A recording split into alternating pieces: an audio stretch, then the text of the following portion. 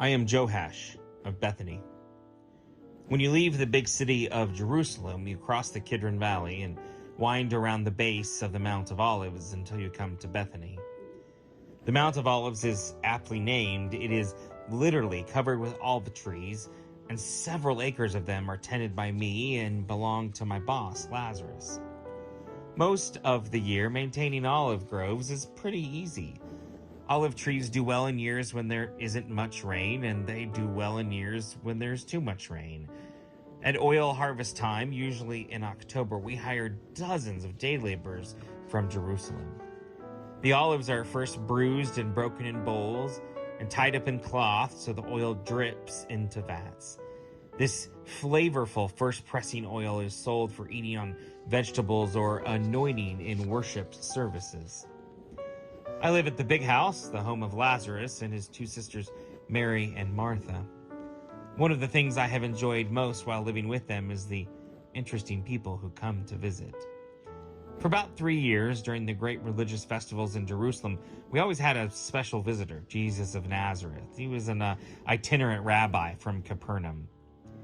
Jesus and Lazarus were dear friends, and when the rabbi came, they would sit up late every night drinking wine and talking about all sorts of things.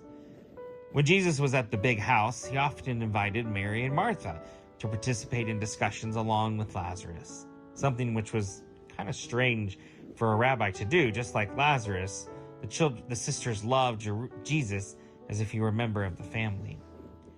Mary participated the most. In fact, I think she was kind of in love with Jesus and would have been the world's happiest woman if the rabbi had asked for her hand in marriage. One time she sat and washed his feet and dried them with her hair. Martha sometimes participated in the discussions, but usually she kept herself busy doing the cooking and other household chores. She was like that. She didn't seem to be happy unless she was cooking or cleaning. Jesus was controversial. It was one thing for he and Lazarus to discuss revolutionary ideas in the big house, but it was something different to do it in the temple area. In fact, about a year ago, after he had been at our house for several weeks, Jesus decided he needed to get away from the area for a time. Maybe while Jesus was gone, the Jewish leaders would cool down. Maybe after a few weeks, Jesus could come back and it'd all be over. However, just a few days after Jesus departed, Lazarus became very sick, and in the midst of a terrible fever, he called out for his beloved Jesus. In 3 days, Lazarus died. I gathered a few of our workmen, and we covered his body with sweet-smelling spices and wrapped him round and round with strips of linen cloth. Finally, Jesus and his followers returned. His disciples were very troubled that he had come back to Jerusalem at all. They were afraid that he would be arrested.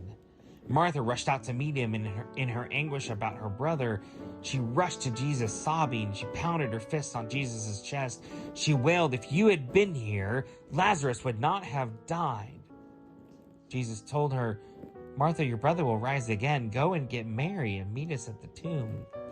She argued with him some about then, but she headed up to the house to get Mary eventually. And the rest of us moved on down the hill toward Lazarus' tomb. Mary and Jesus embraced and held one another for a long time, and Jesus began crying with her. When they arrived at the large stone wheel that covered the doorway of the tomb, tears were streaking Jesus' face, and in a broken voice he said, "Someone move away the tomb." After praying, Jesus suddenly shouted so loud that everyone was startled, "Lazarus, come out!" And believe it or not, in a few minutes, Lazarus came walking out through the doorway of the tomb.